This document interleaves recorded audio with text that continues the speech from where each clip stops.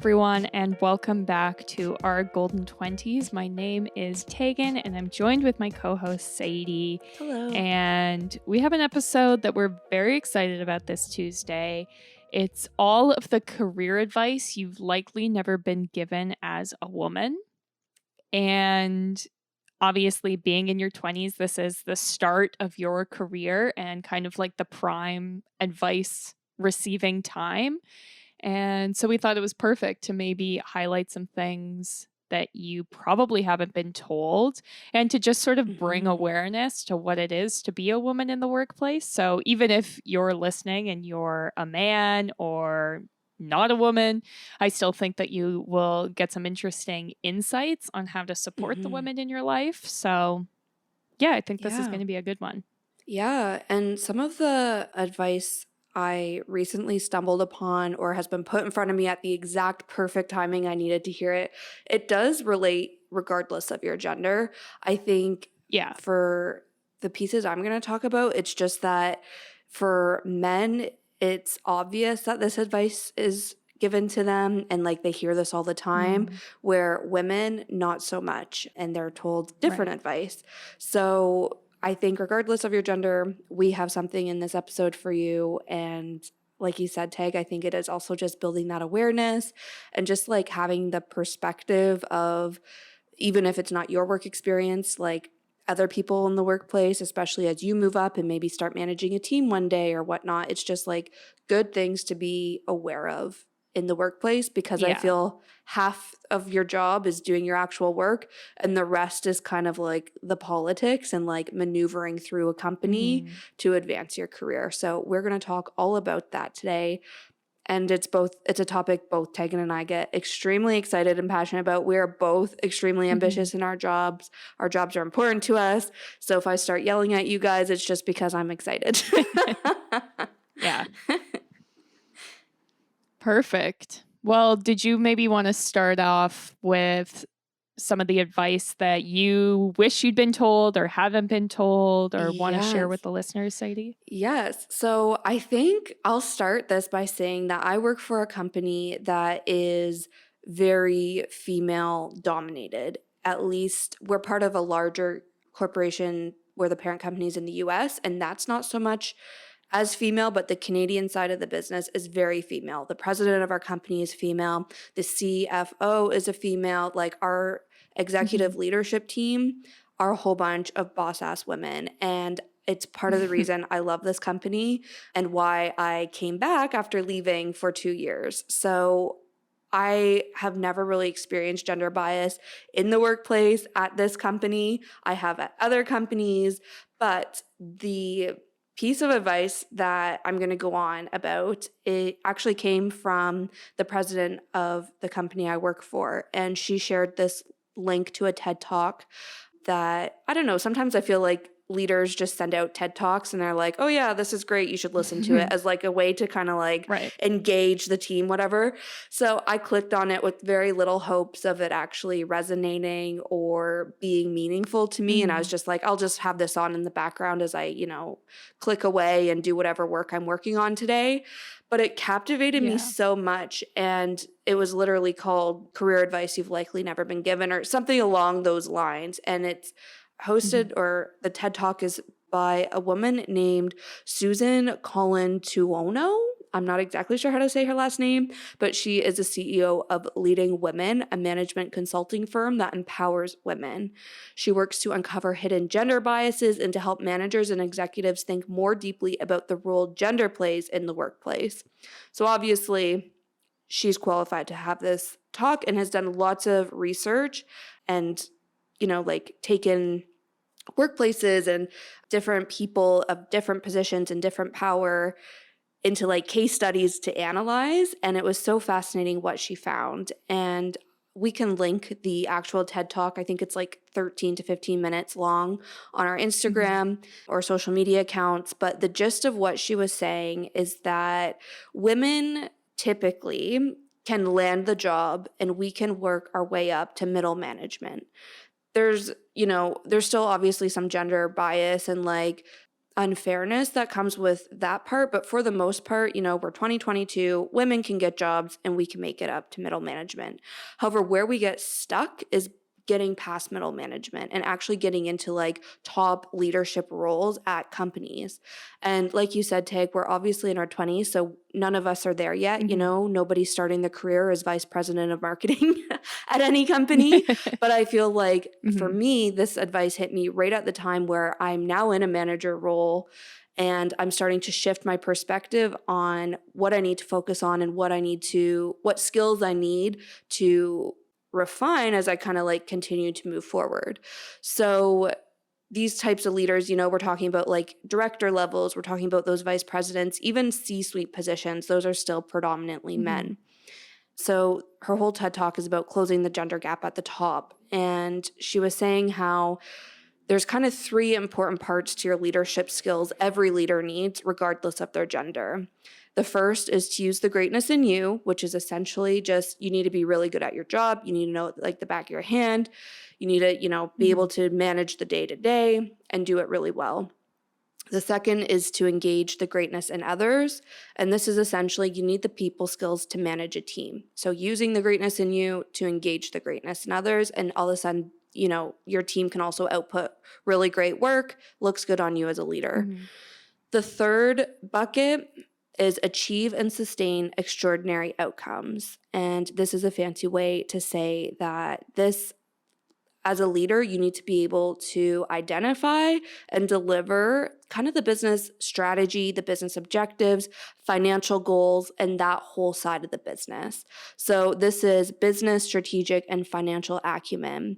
And it's understanding how your role contributes to the company achieving these objectives, achieving these financial targets, and how you're, actively participating and moving the company forward. And this is the kind of section that she's identified as the missing 33% of women, and why women are not making it past middle management is because this piece of the leadership skills are what we're missing. And it's because of the advice that women are given in the workplace. So conventionally, women are given advice such as be confident and assertive, learn to speak up. We're taught to set goals. We're trained how to set goals, like our whole SMART goal setting. We're good at that.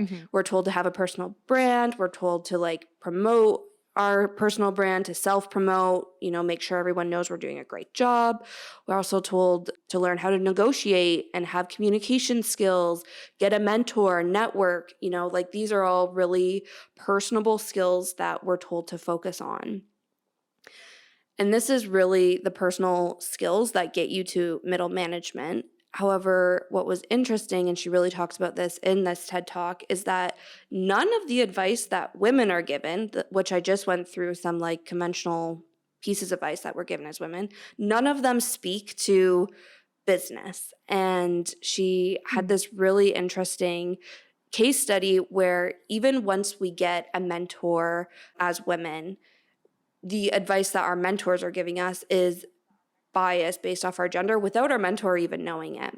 So she had this, so we're getting a very different experience, we're getting very different advice, and therefore we're getting very different skills and output from those mentorship relationships. So she had this quote from a global company executive, which I know is extremely like general, but he said, I had 2 proteges, a man and a woman. I helped the woman build confidence and the man learn the business. I didn't realize I was treating them differently. And I find that so interesting because I think of, just like men in social settings, like they're always just talking business. They're just talking things through, where women, like as soon as a woman enters the chat or like enters the meeting, it's just like the whole strategic side of it, the financial side of it, all of that kind of gets removed from the conversation. And we're not even really given the opportunity to engage in that part of the conversation. Plus, coming from your mentor, oh yeah, of course I'm going to teach the men the business and I'm going to teach the woman how to be assertive and like all these other skills. Where me personally, like I'm a very assertive person. I'm very confident. Like I don't need mentorship on that, but just because I'm a woman, that might skew, the advice that I'm given. So that's kind of what her whole TED Talk really revolves around. I also found it extremely interesting because she said women are also given access to these things like leadership classes and mentorship, Mm. relationships and whatnot. But on the leadership classes side of things, a lot of leadership courses focus on those personal skills that we were just talking about. So time management, Yeah. project management, team management.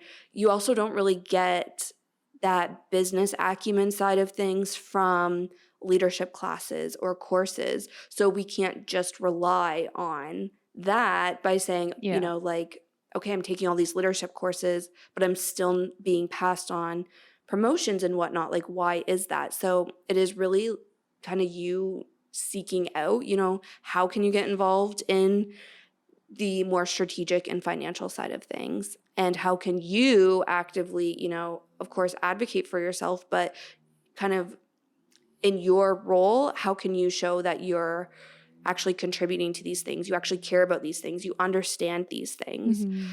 So one of the tips she had, and I think this is like something we've talked about when it comes to writing your resume and things like that, but I think it's something to be extremely mindful of in your work as well, is to include, the financial impact of the projects you're working on, especially when you're presenting to Mm. managers and leaders, like make sure you're showing you understand the business objectives. This is how the project contributed to those objectives or contributed to the company's overall goal. This is the financial Right. impact it had. Like, because again, we're not really given the opportunity to engage in those conversations. So just kind of kickstart that conversation from the get-go to show you know what you're talking about, and to kind of start building that skill set within yourself.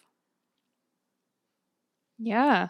I love that. I Yeah. feel like, yeah, it's almost as if the expectation, like you were saying, for men and women is different. And for women, it's very true that you're taught to prioritize like your social skills in the Mm-hmm. workplace more than your business skills, which, like, I'm not a man, but I'm assuming that they're not taught to focus on their social Yeah. skills. Yeah. I'm guessing by the way some men treat me in the workplace, or maybe Yeah. that's just the people I work with, but I don't know. I see a big Yeah. difference there. Yeah. And she actually also mentions that kind of the other side of it, where you're saying, men don't focus on the social Mm. skills. It's also, she mentions in her TED Talk that when she asked a group of people, who has been told that you need to focus on the business, men were like, obviously, like, without a doubt, Right. obviously, I've been told that all the time. And obviously, I know that's important. Where hardly any women in that group were like, Mm. oh, yeah, I've been directly told that. So I think even if it's, Right. men aren't purposely neglecting the social skills, they're just kind of, I want to say favoring, but that's not quite the right word, the Yeah. business side of things, where that doesn't even cross a Yeah. woman's mind. Yeah. Well, that kind of perfectly goes into the sort of like, it's not necessarily advice, but more just like context, I guess, that Mm, I wanted to bring up. And so I've been reading this book called Burnout: The Secret to Unlocking the Stress Cycle. mm, And it's by Emily Nagoski and Amelia Nagoski. And it's literally just sort of like a self-help book focused on how as women you can try to get out of the burnout cycle, and it's very like science backed. So the entire idea behind the book is like, if you've tried, meditating and green smoothies and you're still feeling stressed, that's me. read this book. Yep. I was like, okay, this is perfect for the podcast because that's basically what we talk about.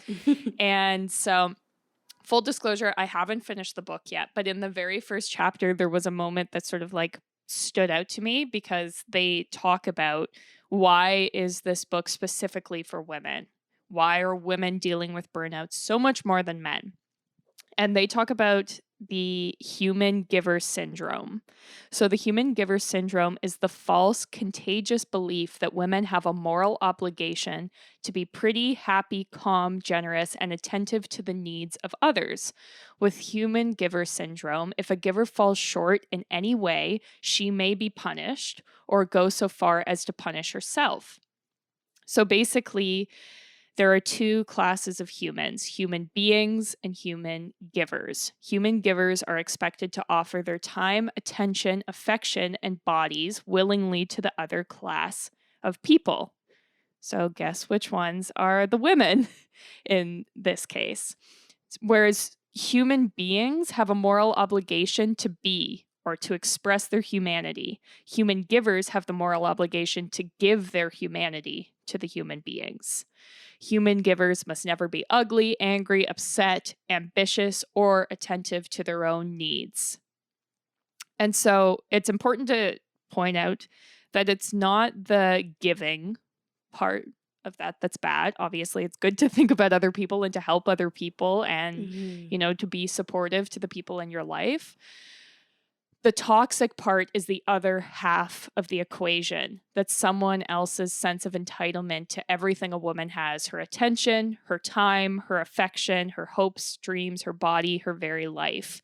And I feel like this has definitely been true where you're in a situation and you feel as though the men in your life think that you're worthy of their attention, whereas there are lots of women in my life who do not feel that way.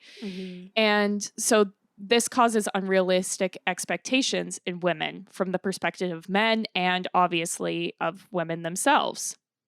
So if you ever feel like you're not doing enough, it could be rooted in this. Or if you're focusing too much on your work, but you're, single, or you're focusing too much on your work, but you haven't been able to get your hair done in a year because you've been too busy and you feel guilty about it. That's probably rooted in this human giver syndrome. And I'm going to insert this quote from the show Fleabag, where it's basically a monologue about how women have pain built into their lives. Listen, I was in an aeroplane the other day, and I realized, I've been longing to say this out loud, so women are born with pain built in. It's our physical destiny. Period pains, sore boobs, childbirth, We carry it within ourselves throughout our lives. Men don't. They have to seek it out. They invent all these gods and demons and things so they can feel guilty about things, which is something we do very well on our own. And then they create wars so they can feel things and touch each other. And when there aren't any wars, they can play rugby. And we have it all going on in here, inside. We have pain on a cycle for years and years and years. And then, just when you feel you are making peace with it all, what happens? The menopause comes, the fucking menopause comes, and it is the most wonderful fucking thing in the world. And yes, your entire pelvic floor crumbles and you get fucking hot and no one cares. But then you're free. No longer a slave, no longer a machine with parts. You're just a person in business. And so notice how in office culture, men simply get to show up, do their work, and go home. And sometimes they get to do their work not even that well, and it's all good. Whereas the expectation is that women, for example, take care of the social events at work. They're the ones who are doing the cleanup. They're the ones who, if someone's crying, they're making sure that they're okay before their work gets done. And so they're making sure other needs are accounted for on top of trying to do their own work, and often for less money. So this is just kind of like a reminder that that's the system that you're working in, and you're allowed to be selfish and to focus on yourself before others and to protect yourself and not give away your attention and your body. And and doing so is a direct attack on the patriarchy. So if you're doing it, hell yeah, keep it up. And I know like it feels bad, but you have to take care of yourself sometimes. And so, as I said before, it's not the giving that's the bad part. Continue to be giving and caring. Just also make sure you're prioritizing yourself. Like there's this quote from Mad Men that I also really love. And it says, "And no one will tell you this, but you can't be a man. So don't even try. Be a woman. It's a powerful business when done correctly.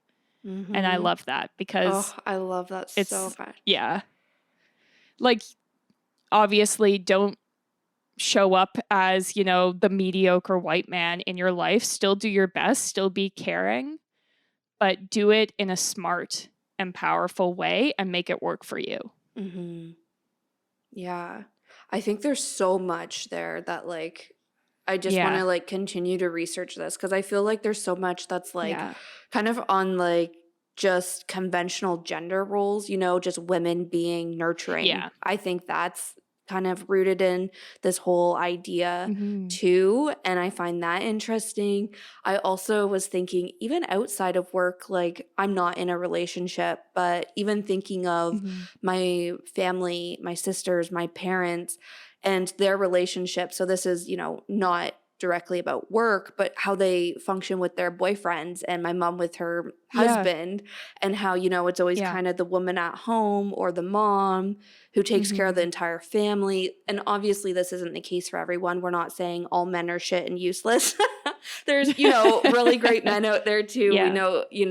We know some men are on Pinterest meal planning at the same time I am. Mm-hmm. Like, it's not that, but it's just interesting how it kind of defaults to women in most cases, and it Mm-hmm. defaults to mom to do the family planning, even though she's also, the director of marketing at this job, and she has, Yeah. then she gets to work and she has to take care of her work team because she's also the mom at work.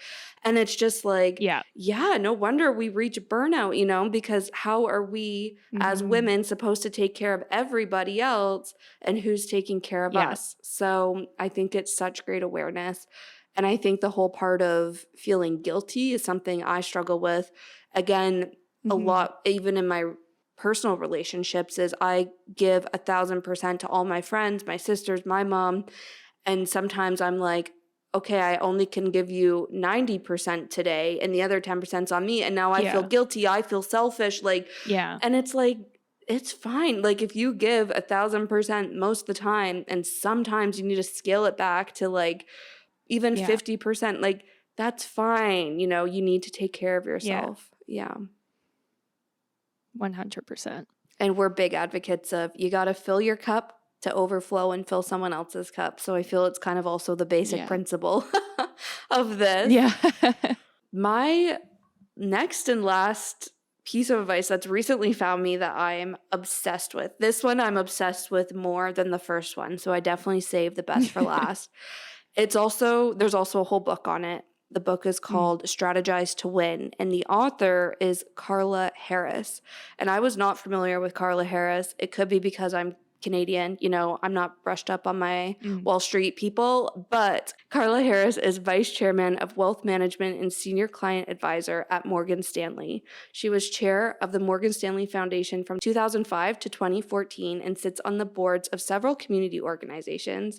In 2013, Carla was appointed by President Barack Obama to chair the National Women's Business Council. I'm so excited that I can't even read her intro. But essentially, she is just an absolute boss. She worked on Wall Street. She's still on Wall Street, just I think like partially retired, but she was on Wall Street for over 30 years. And she's wrote numerous books. Like I said, the one that I'm going to reference, or what I'm going to reference, is from her book called Strategize to Win. I haven't read it, but it is on my list just based off this advice that I've heard. And I heard this advice, I think I actually referenced this in a past work episode. I joined this Toronto networking kind of group for women, and I went to this webinar and somebody mentioned Carla Harris and kind of mentioned this very basic idea of performance currency and relationship currency. And I'm going to dig into that in a minute. But I was fascinated. She just kind of breezed over it as she answered one of the questions in this like webinar / panel. And I was like, wow, I'm so fascinated with this. I think the question she was asked was about, maneuvering through management and getting promotion as a woman of color. And Carla Harris is also a woman of color. So the source, I was like, okay, I need to look into this. But I feel, again, regardless if you're a woman, man, white, regardless of like your race, I think this advice will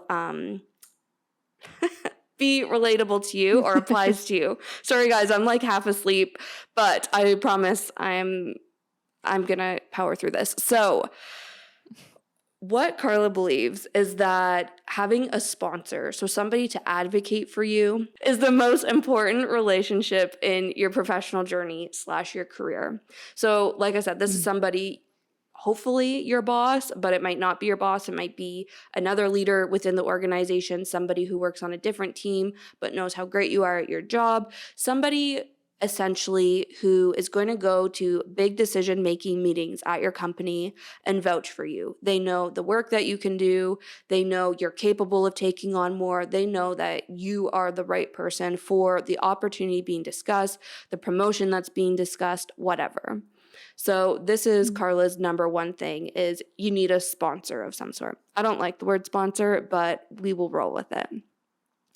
So this sponsor, obviously, like I was saying, is somebody who has a seat at the decision-making table, and they argue passionately. These are Carla's words. They argue passionately on your behalf when you're not in the room. So, and often when they're discussing many candidates at a time. So basically, what sets you apart? You know, why is your name being tossed into the conversation over Billy, Bob, Joe, or whatever? So she has these two parts of what you kind of need to focus on and when you focus on them in your career. And I already told you that it's performance currency and relationship currency. And guys, this advice found me at the exact right time, and I'll explain why. So the first piece is performance currency. And essentially this currency is generated by you delivering what is asked of you and a little bit extra. So this is, like you said, Tag, kind of like as women, you know, we're doing our job, we're doing it extremely well, and maybe we're also coordinating some things outside of work or whatever. Maybe even if we're not doing anything extra, but we're just doing our own tasks extremely well. We're over delivering. We're like exceeding the timelines, like things are going super fast, flawless execution. This is performance currency. And why it's valuable is because it will get you noticed and it'll build your reputation. So your boss is going to know Tegan's a super hard worker. She always gets her job done on time. She over delivers. Everything's extremely organized. Like your boss takes notice of those things, as well as your cross-functional team members and your peers, and they start to build your reputation off of that. They know they can trust you because you're a hard worker. They know you're reliable, all of those sorts of things.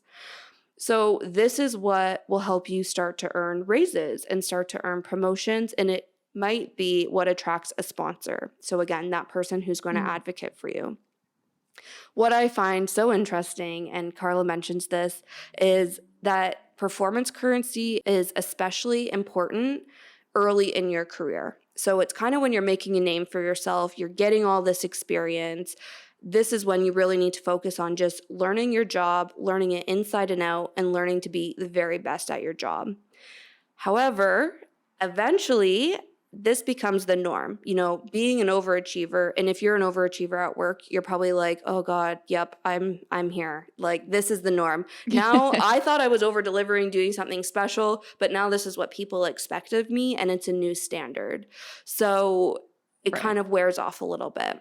So this is the one side of things. So this is the performance currency.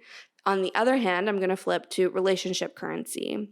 And what this is as you work your way up, this currency is what kind of becomes even more important than your performance currency. And relationship currency is investments you make in the people at work. So connecting, engaging, and getting to know the people in your environment and your teams, but it's also giving them the opportunity to get to know you. So at a minimum, you obviously need to build relationships with your boss and your team, but you should also be building relationships with cross-functional teams. And why Carla says this is because your boss, if he's your sponsor and he's the only one, or she, I am saying like gender biased things, your boss might be a woman, and I hope it is, but he or she might leave the company one day, and then your sponsor, the one person who knew how great you were at your job, is gone, and there's nobody else to advocate for you. So Carla makes a point of saying you need to build these relationships across the organization and like many of them so that you're never all Mhm. one eggs in one basket type of thing. So building, For sure. these relationships with cross-functional teams is as simple as sharing your ideas, discussing ideas, doing things to like build credibility, helping people out here and there. And, they know you've got your back, their back, they have yours kind of thing. So it's not Mhm. just, making sure your boss knows you're doing a good job. It extends past that. So where this story kind of took a turn for me was Carla was saying you can do your job extremely well. However, and if other people know you're doing your job extremely well, that's great. But again, it comes down to somebody Mhm. being there to advocate for you.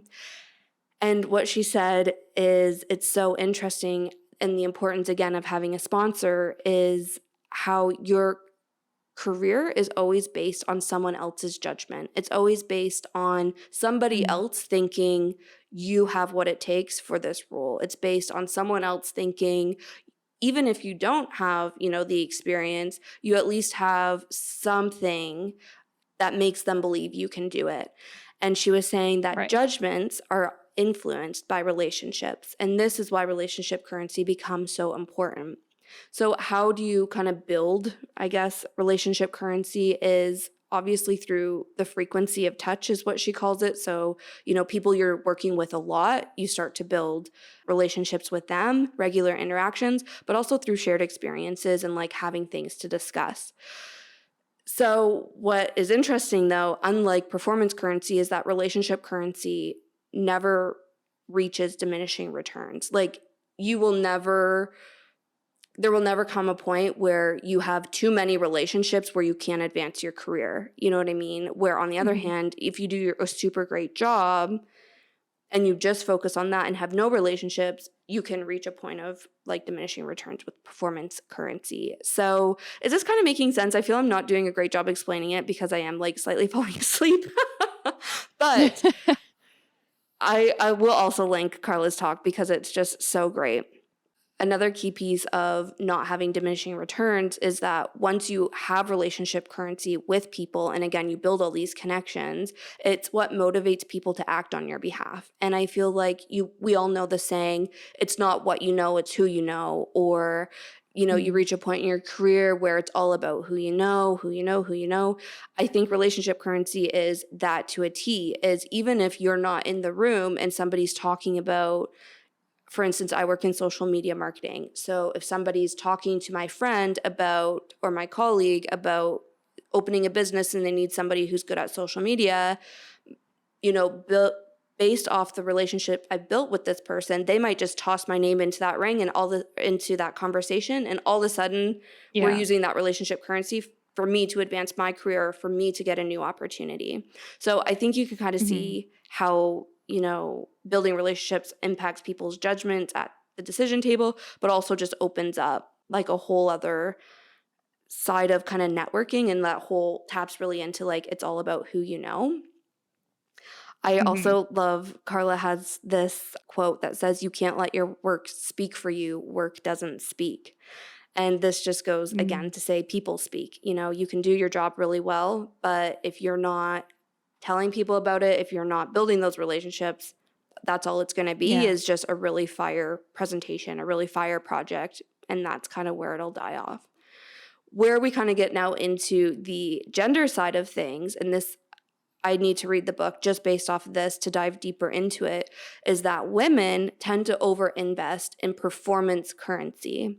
We show up, we Mhm. work really hard, we over deliver, we exceed expectations, and we just expect our work to speak for itself. And I can speak to this like from past experience. I'm not the one to be like, hey Yeah. guys, look what I did today. Because again, it's just like over delivering or like overperforming becomes my norm. And then that's what I just expect from myself. And then I assume that's what other people expect of me too. So I'm not out there tuning my Right. own horn. I'm just like, I'm doing a really good job, and that's going to get noticed, and that's going to get me to where I want to go.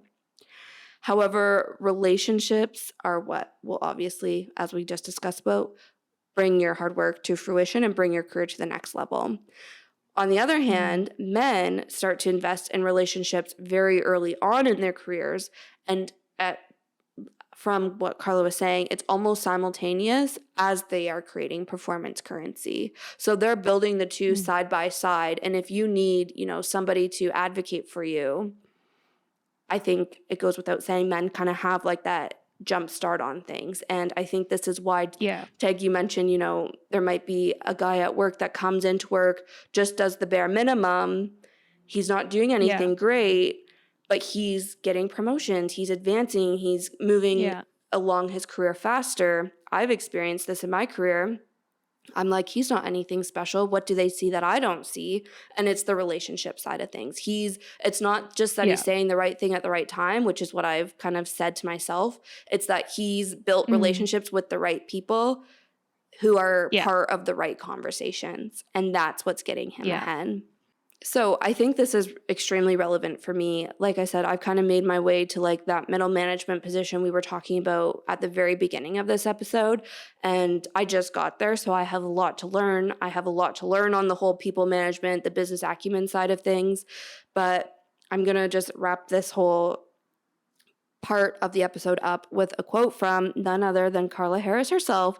And it says, if you're a senior level woman who has been with a company for a long period of time and are trying to move to the next level, aka me in a few years' time, you'll have to focus disproportionately on building relationship currency. Your currency as a performer has already been established in the organization and offers you diminishing marginal returns at this stage of your career.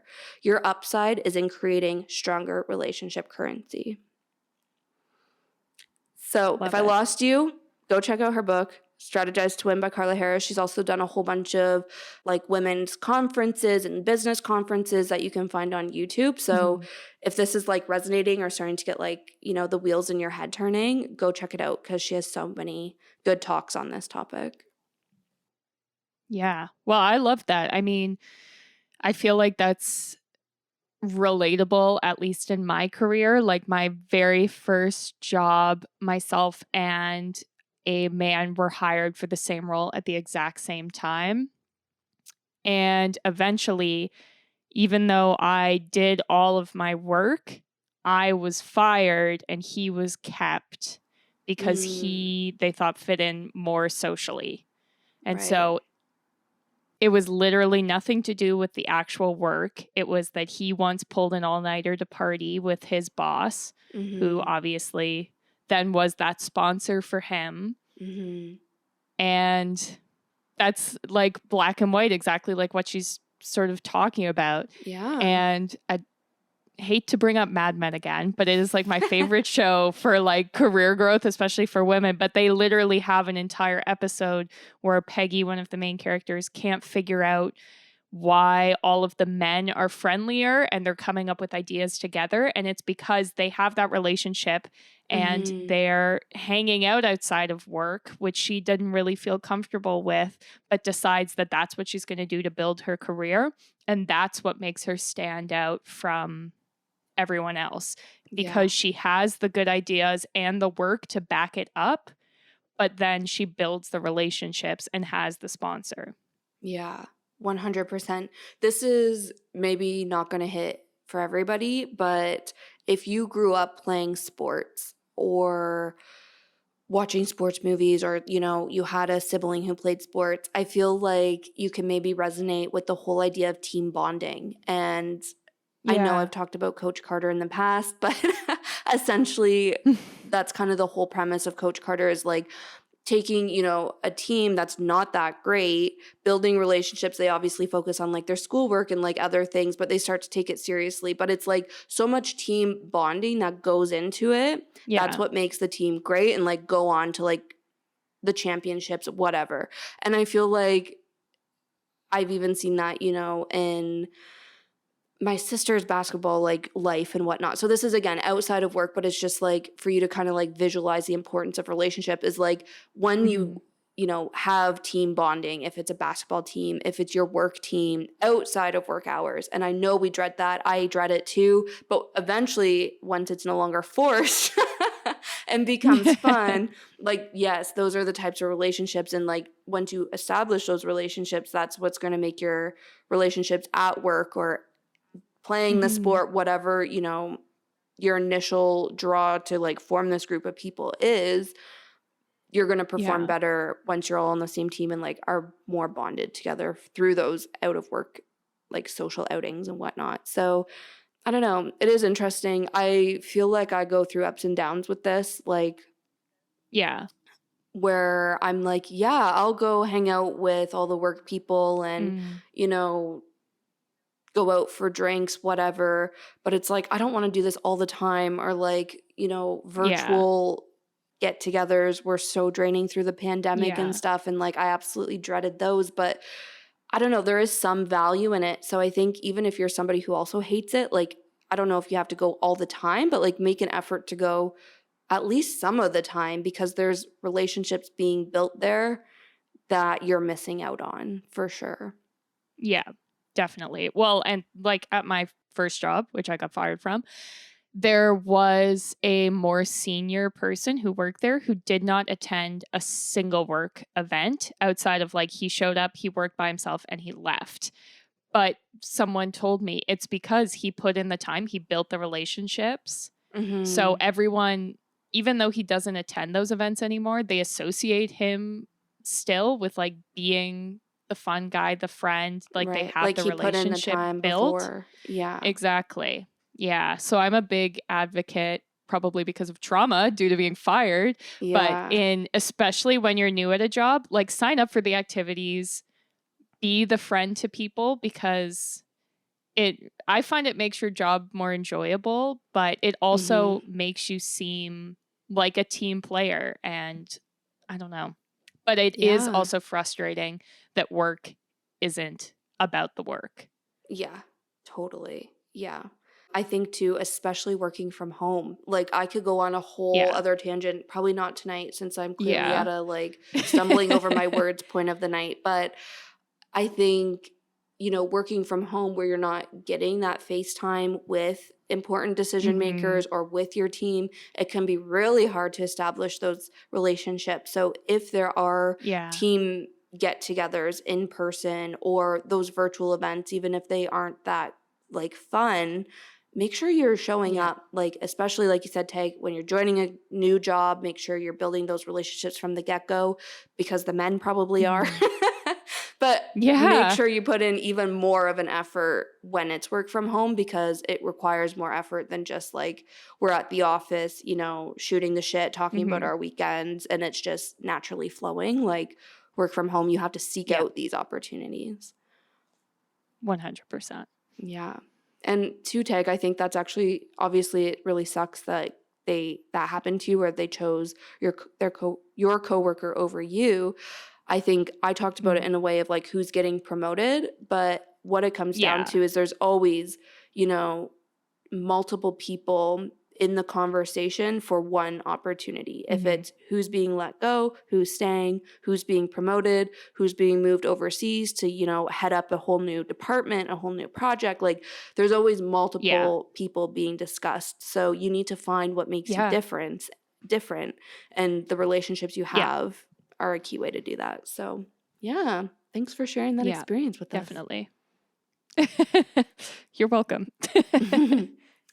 Okay, guys. Well, that is where we are going to leave this episode. We hope you're feeling inspired, empowered, hopefully not enraged. We just wanted to, you know, shed some perspective on these topics and to, you know, empower you to take control of your career. And I hate this saying, but I love it at the same time, is just playing the game. And honestly, if we can insert, you know, the clip from Hustlers, the very last line J-Lo says, I would love that so much.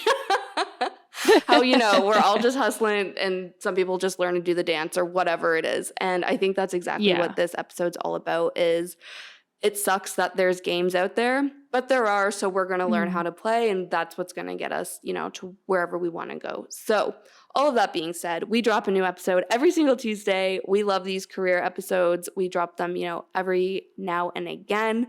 We know you guys also love them, so make sure you are subscribed to us and following us to see when they drop. But we have new episodes every Tuesday.